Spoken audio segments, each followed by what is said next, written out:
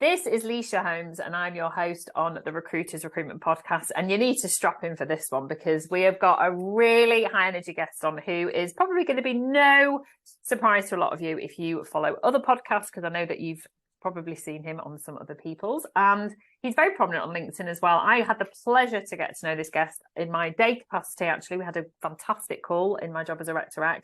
And we're going to talk about a topic that ain't going anywhere, and that you're going to strap in tight for this one. So without further ado, I'd like to welcome you today, Alex Dick, who is the MD and apparently sometimes CEO of Alexander Lyons. Welcome to you today, Alex. How are you?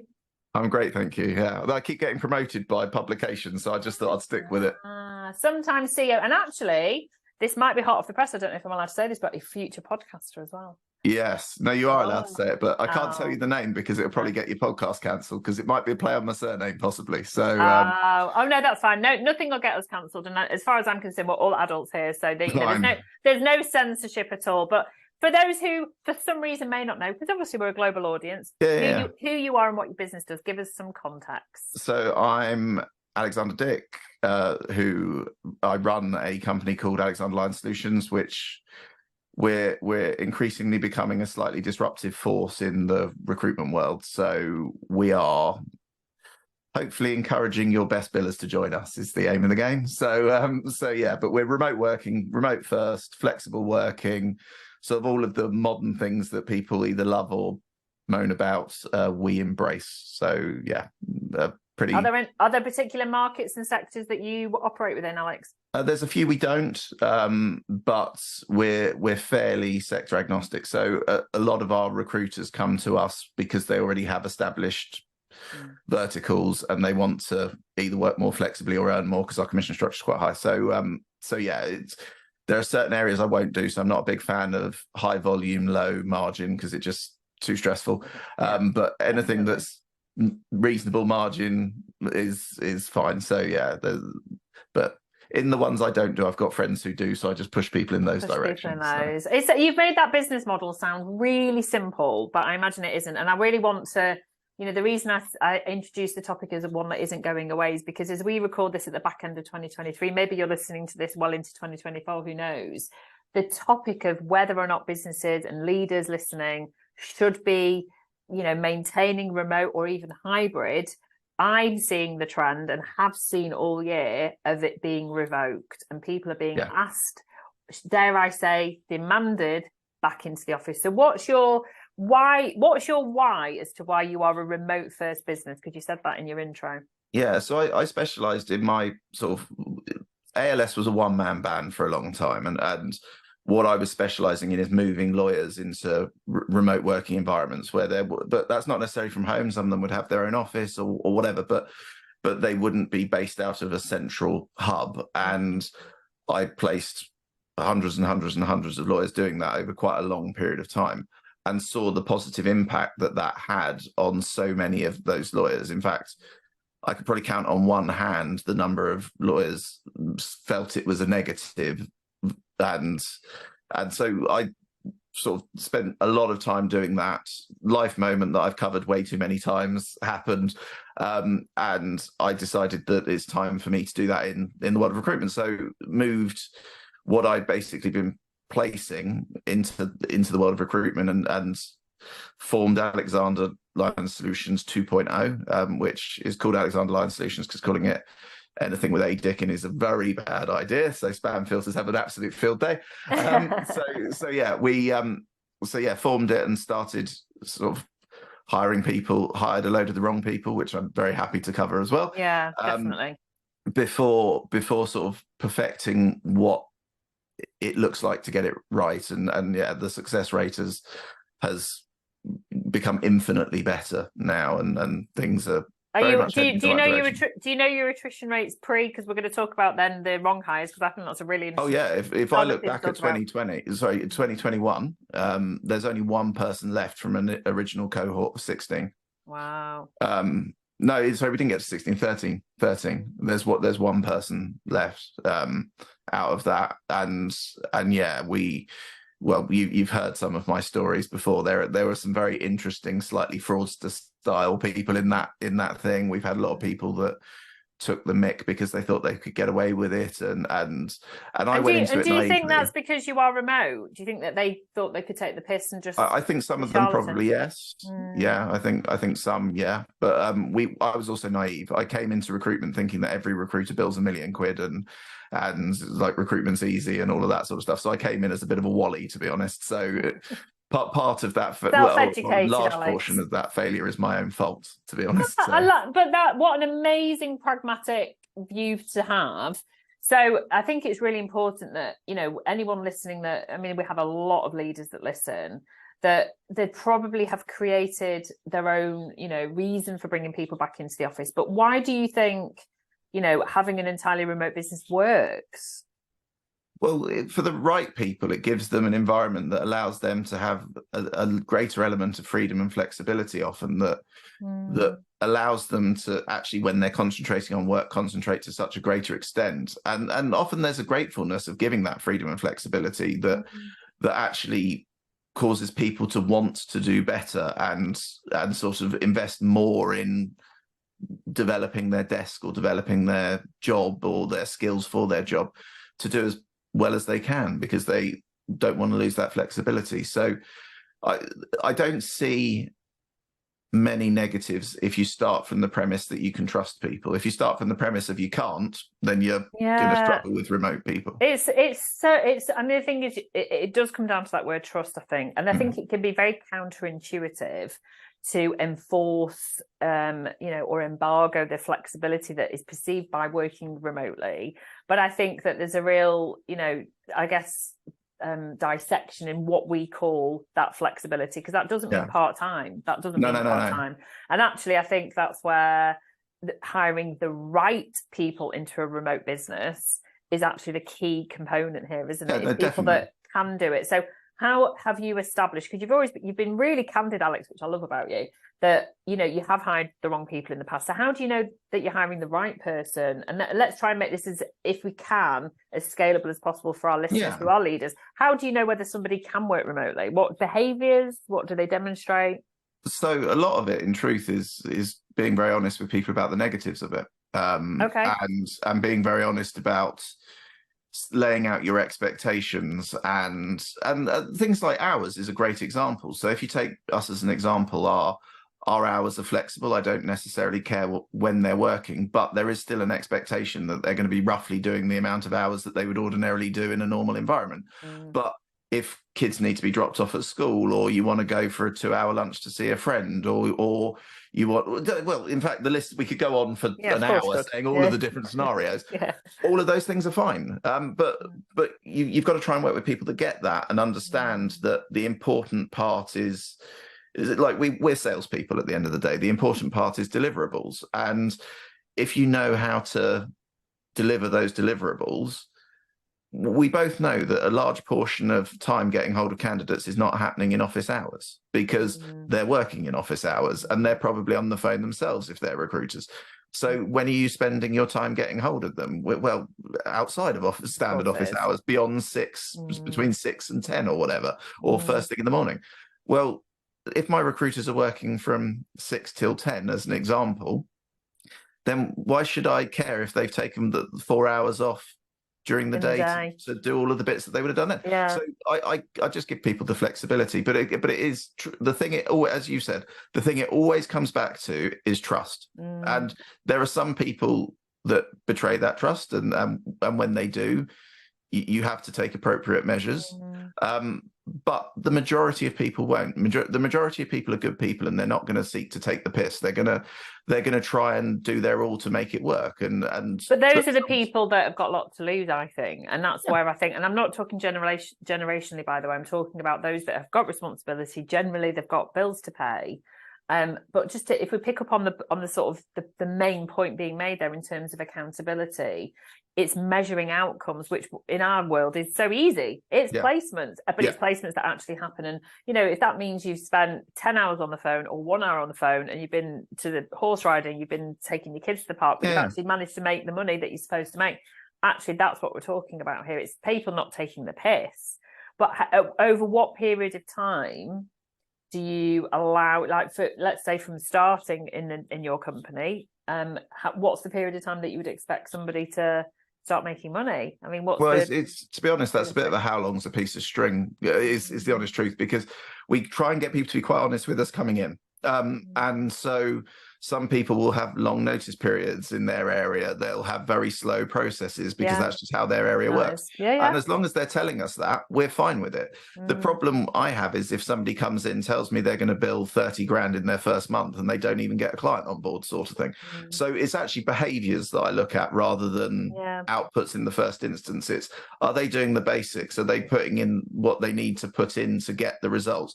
Do they have the relation in our situation? Do they have the relationships that they profess they had when they joined? Because we had a guy recently who joined, who told us he had all of these relationships, and then I was talking to him saying, look, we're 3 weeks in and currently there's not a single client, but you told me that you're mates with 10 businesses. Where are they all? And the reality is he'd been sending out emails just saying, I see you have a job, do you use agencies? And there were 400 plus emails saying that. And so of course at that point I'm saying, look, is this really working? Because you told me that you're coming on board with X, Y, and Z, and all of our decisions were based on that. That wasn't the truth. That was a lie. And of course, that it comes down to that trust bit of, if I then can't trust that person, to be honest, I'm going to probably remove myself from that situation, just because the less trust I end up having, the more I then will naturally start trying to put in steps to make it so I feel I can trust them, which then can get a bit micromanagey, and I prefer to avoid which you don't want to do. Which nobody wants to do in a remote business, because you just spend all your time just like being paranoid and you do your head in. You just go nuts, and it's just not, it's not for me. There are people that look. If you want to be managing remotely, of course you can. As you say, there's spyware, there's systems that will monitor absolutely everything. But again, not the world I want. That's not what trust element is it really? So well, it's tricky to scale. It's tricky to scale because you end up with a whole host of middle management monitoring people's behaviors, which all of that is hitting your margin. Whereas actually, if you've got the right people, you don't need all of those people to monitor them in the same way. You can just trust that they're getting on with it because they're excited about what the light at the end of the tunnel is. I agree with you totally. But, just in terms of summarising that point, do your due diligence during your interview process. What is the actual business plan? What are the relationships? How does that then relate into restrictive covenant time periods? What are you going to do? Showing that proof. I mean, it's very hard to prove anything, I suppose, until you've started. But I think do your due diligence, so at least you're mitigating that risk. And I think a lot of our people, as an example, have moved their relationships to the client, to the firm that they're leaving. So it's very difficult for that firm to then go, no, those are our relationships, because of course they moved them in the first instance, so they can't clamp them on the way back out. And definitely not. And that's typically been our sweet spot, in all honesty, because it just removes that drama. One thing that often gets sort of thrown out there when you talk to people about, when they're trying to sell against a remote model, is culture. How do you create a culture when you are remote? Yeah, so the original business I was building is now at 600 and something people with winning awards for their culture, and that is completely remote. So it's just effort, like everything. You can go into a normal office environment where everyone's bloody miserable, sitting there, hating their jobs, nobody's talking to each other.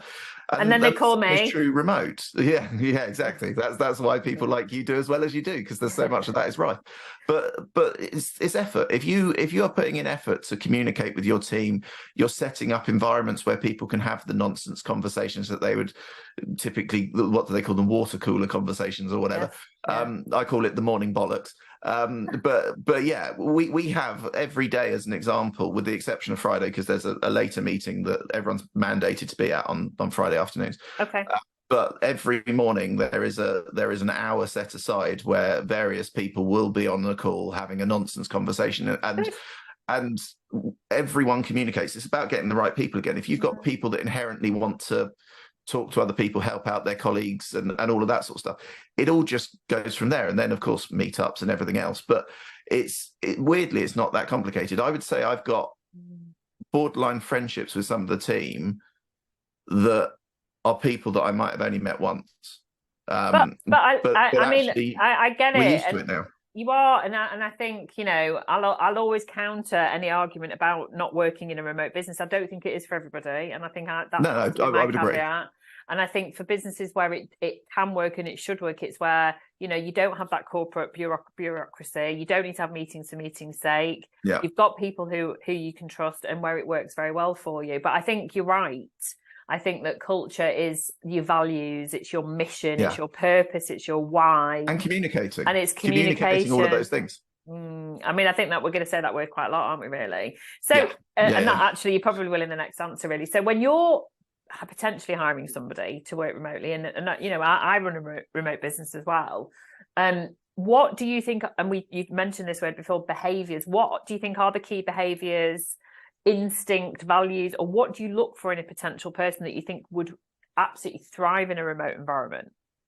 Yeah, so first thing I check is how good are they coming across in the remote environment of a remote interview, because of course that's when they're often nervous, they're often not putting across their full personality. But so I work quite hard during an interview process, or I don't really do interviews, I have chats. And so they're pretty informal, and I tend to get to know quite a lot about the people in those conversations because of how informal they are. And there's not much I won't talk about. Like if my calls were recorded, I would almost certainly be in various tribunals. So I will. I don't know why I'm laughing, but I am. I will talk about anything at all. So those conversations will often be more of a get to know you than anything else. Right. And what I'm looking for are those behaviors that I want to see later. Are they personable? Do they talk with confidence about their sector? How long have they been doing it? What are the reasons they're leaving all of their various jobs? Because that can often tell you something, because it's about the accountability piece. If it's not working somewhere and everything's blamed on someone else or something else, again, that's always going to be raising red flags for me, because I'm going to be thinking, hang on, it can't be that everywhere you've ever been is terrible. At a certain point, we have to look inwards and go, what are our behaviours that are not getting us to where we should be? So if I see accountability, I see ownership of things that have gone wrong, but I also see a very open conversation about who they work with, what their market looks like. Catching people out on billing figures is quite easy. How much commission did you earn? Yeah. What's your billing how does your billing structure work? Okay, what did you bill? And if you work those numbers backwards, if those numbers don't line up, then chances are they're making it up. Whereas if those answers are spot on, chances are they're telling the truth. And my view has always been that a good salesperson will know their figures. I get very nervous when they don't. Let me tell you, if you're listening to this and you're ever considering moving jobs, and that's not why we run the podcast, but it's always good to give a good advice. You absolutely need to know your numbers, and don't be ashamed if you've not had a great quarter. Don't worry if it's not been a great performance, but you need to know your margin. You need to know your average fee. You need to know your average salary. You need to know how many placements you make. You need to understand the commercials, the terms, the payment terms. You need to understand everything about how that desk works day to day. And if you can't answer what your billings have been, at least for the last 12 months, if not prior to that, then you are going to get eaten alive in any interview that you go to. Because immediately red flags are pinging all over the place, because theoretically you're a salesperson working towards commissions. You can only get commissions if you're achieving a certain level, or the commissions you want. So you should know where you're at all times against those. And look, you could be out by a few grand. That doesn't matter. But I absolutely agree with you on that. Or you don't know. Or I mean, genuinely, just as with my day hat on here, if someone ever says, I'm not sure, I can't remember what my billings are, I literally switch off and I end the call. I don't literally end the call, but I say, I don't think I'm going to be able to help you. You're done. Yeah, bye. No, I think anyone that's ever listened, I would never hang up on anyone. No, I think it's really good. So it's accountability, it's commerciality, it's that ability to, prove that they can work remotely, that they've obviously got a good setup at home, presumably, where it's something that they clearly want. Well, we provide a chunk of that, but a strong internet connection is definitely a requirement. Absolutely. And it amazes me when people don't have them. It's I think we've broadband. only had one problem with that in before. And but it's actually a really good point, isn't it? And it's like there's nothing worse than trying to. I mean, you can't possibly do that if you don't have a good super band. So I think it's a really important point to make. So what would your if you've got people listening now and you've got the ear of fellow your cohort of leaders who maybe have had a challenge of getting people back into the office, maybe the hybrid model works best. I think generally speaking in recruitment, if you have juniors, I mean, what are your thoughts on people who haven't got a lot of experience? Do you think that they can thrive in a remote environment? I think they can, but I'm not going to deny it's more tricky, because getting with the right people, again, it comes down to the right people. With the right people, it'll be easier. With the wrong people, it's way more difficult. And I've had it recently. I had a recruiter that we took a bit of a punt on. He'd been in a sector for a reasonable amount of time, named clients, and sort of ticked all of the notional boxes, but was a bit more junior in his career than perhaps we would ordinarily look at. And he should not have been in a remote environment. That is what transpired. To the point that he openly admitted he'd done a fraction of the amount of work that he professed he'd done, because he got some interviews that he thought was going to go well very early on with a very big company, and then basically just sat on his laurels. And look, that again, I always look inwards. It was our mistake. We should have realized that earlier on. And actually speaking to him when he was being asked to take a long walk off a short pier, the conversation was one of, look, I think you're better off in an environment where there is accountability, where you are under scrutiny, because actually you viewed the lack of scrutiny as I can do whatever I want and it doesn't matter what comes out the other end. But the thing that's true in any sales environment is the one thing that matters is what comes out the other end. It's outcomes. It really is. And exactly. I think it's a really important caveat, because I mean, I listen to a lot of podcasts, and anyone that listens to this podcast knows that I do. So I plagiarize a lot of what I listen to. And one of my favorites is Bruce Daisley's Eat, Sleep, Work, Repeat, which is all about workplace culture. And I'm fascinated by the whole hybrid versus remote versus office and what works best. And he has guests on from all across the business. But, he has experts on from Google and Microsoft and Slack and, but actual occupational psychologists. It's all regarding the actual data of millions of people of what works best. And I think, to summarize, I mean, I'm not a scientist, I'm not a psychologist, but, it has to come down to each individual business's needs, set up, people that they hire. I've seen the pain points of a lot of my clients who have that blend of junior, entry level and experience, which is why they should be hybrid, not remote. Because I personally do think, and I'm being really generic here, I have to be very generic, that if you are in your learning, I mean, everybody learns all the time. I'm still learning after 25 years, but if you are in your junior phase where you are not the expert yet, you are going to thrive much better if you've got some office presence, because you're going to be learning from people around you. You've got people around you.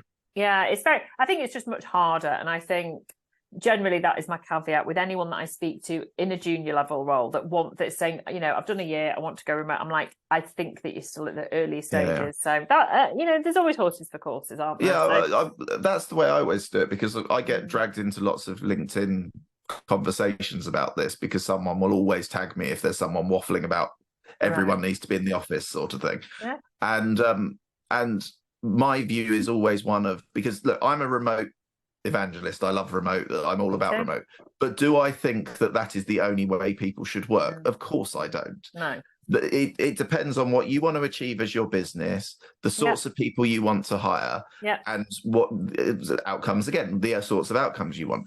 And if you consider all of those things, it may be that hybrid is the best way. It may be remote first is the best way. It may be fully in the office. And none of those things are wrong. But again, communication. Communicate that. Don't stick up an ad saying it's hybrid and then tell someone that they've got to spend the first 6 months in the office, because that's not hybrid. Oh, what you've just said, Alex. And by the way, I love that word evangelist, because I'm a remote evangelist. In fact, I actually had a conversation with my business partner, Laura Dutton, this morning, where I said I've rented an office now to record the podcast. If anyone actually watches, you'll see it's not my house anymore.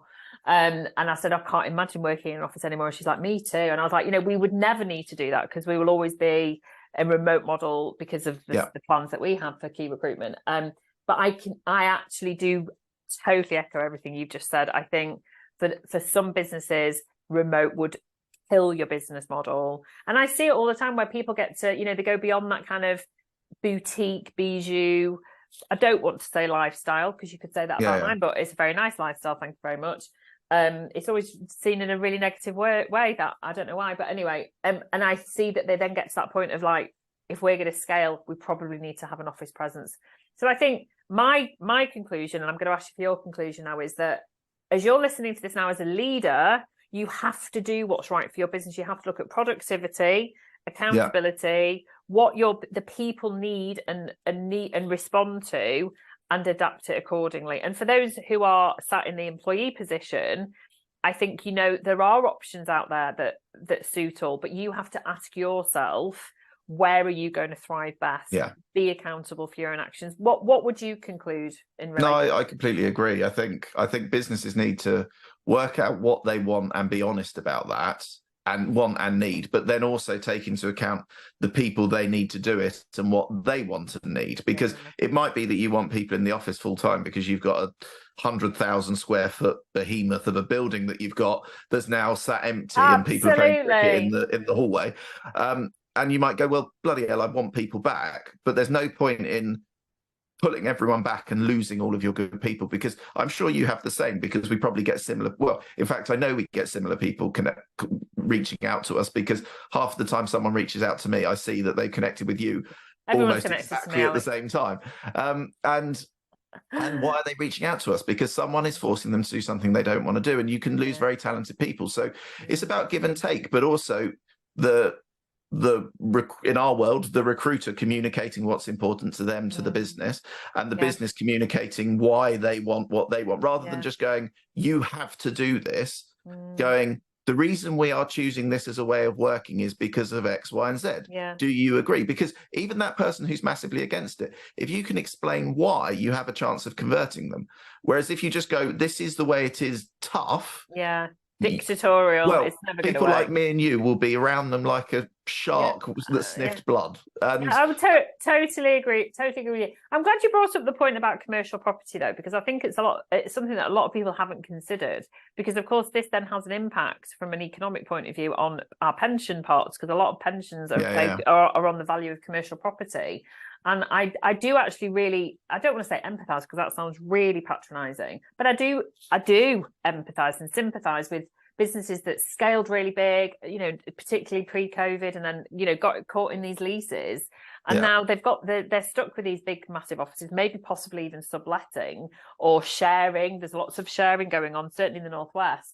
And I appreciate that. That's why you do need to get people back. So this message is really for those employees that maybe haven't considered that's the why as to why it's not about lack of trust. Actually, it's actually not down to lack of outcomes. It might be that they just physically need to feel that they are filling their office because they've got this commercial property. So I just wanted to make that point. But look, we could go on all day, but we're not going to. So you have been, as I knew you would be. No, they don't. But we're renowned for being punchy. I knew you'd be fantastic, and I do actually think at some point you should set up a recruitment business called ADIP. Well, I just think I thought I could set one up saying all recruiters aren't dicks, or something like that. But companies have something to say about it. Yeah, or there'll be somebody on LinkedIn, because LinkedIn's becoming quite a bit of a sort of self-policing. Oh yeah, people love shouting at me on LinkedIn. It's like, I got reported for swearing yesterday. Really? And my swear was just in a sentence. It was actually bloody good was the sentence. Really? And it got reported. I got a message from LinkedIn. I was like, what a wally. Really? We're all adults. Come on, everybody. Let's get rid of the LinkedIn police. That's what I say. Yeah. You have been a joy, and we are so pleased that you joined us on the Recruiters Recruitment Podcast. Thank you, Alex. It's been a pleasure.